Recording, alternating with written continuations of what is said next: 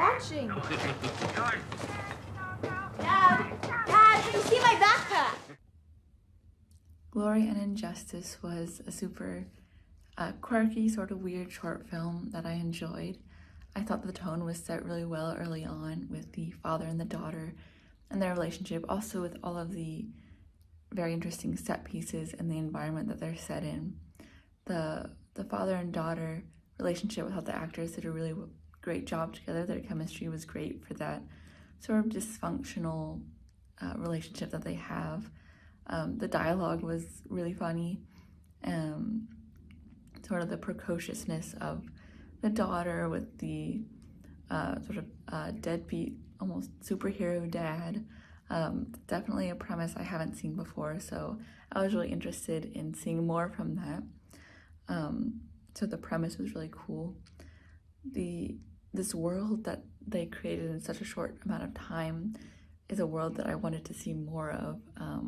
I could see this as a feature film someday, especially at the end. Like I wanted to know more. I wanted to know what they were up to that day. So they did a great job in world building and getting us excited for these characters and seeing them in other things.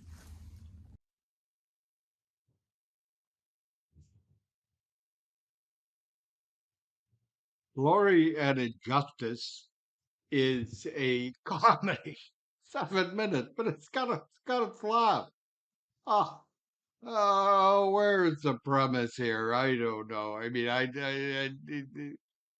gonna sound foolish talking about the premise, but we've got a superhero gone to seed, sort of in the vein of The Boys, which is now a big feature series on Amazon. Now, our Lord of Injustice, who he's a day drinker, and he's addicted to kind of funny TV as well.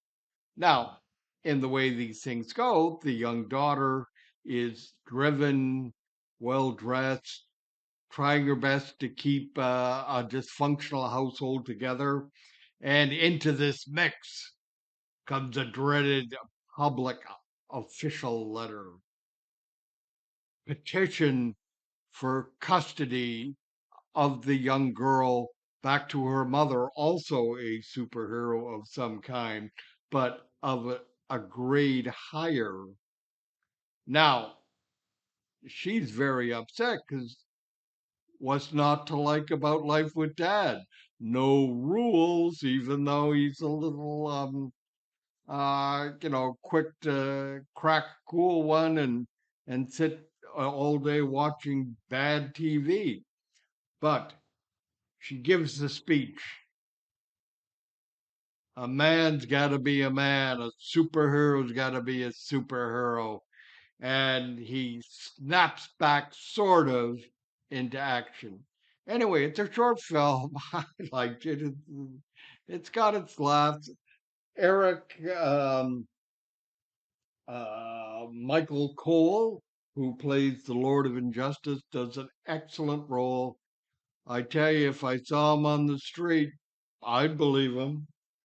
And Belly Zoe Martinez does an excellent job of the girl. Now, it looks like either her parents or her uncles or the whole family have been involved in this film because there's Martinez and all the credits. And so it makes me wonder, if there's a connection to, it's set probably in LA, to the famous fighters, masked fighters in Mexican wrestling. And if you were to ask me who has more credibility, boys or Mexican masked fighters, gotta go with the latter. Glory and Injustice was very cute.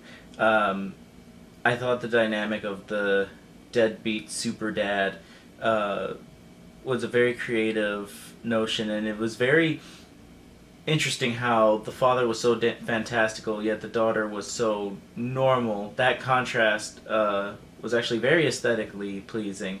And I thought the costuming was very hilarious, especially the guy in the banana on the TV. A boomerang.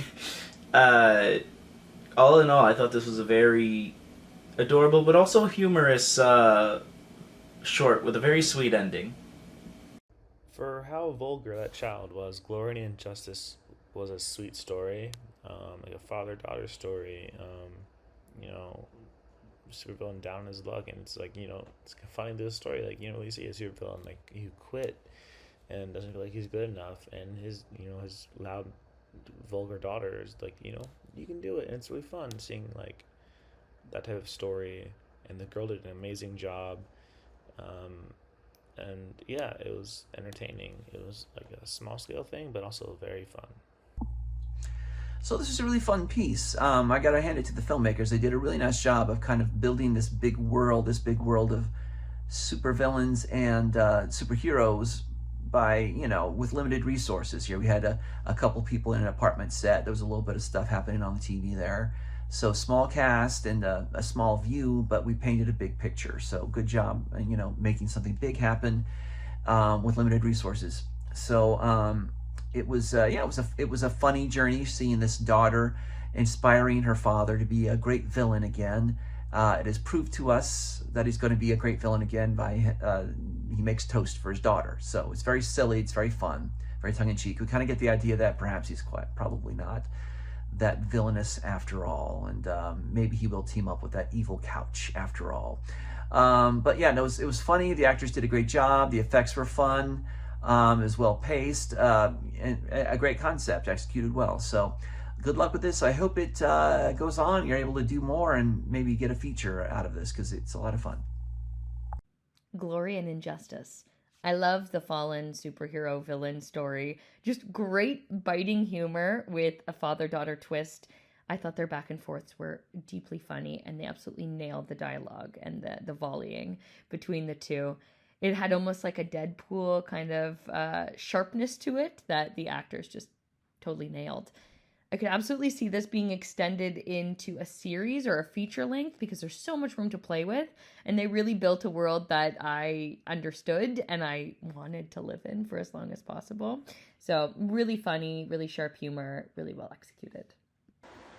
All right, I just finished watching Glory and Injustice, which I thought was just like a really great piece that had a great mix of sort of humor and heart that I thought was quite authentic, and I felt like not just the construction of the piece, but the acting in particular was a really great highlight.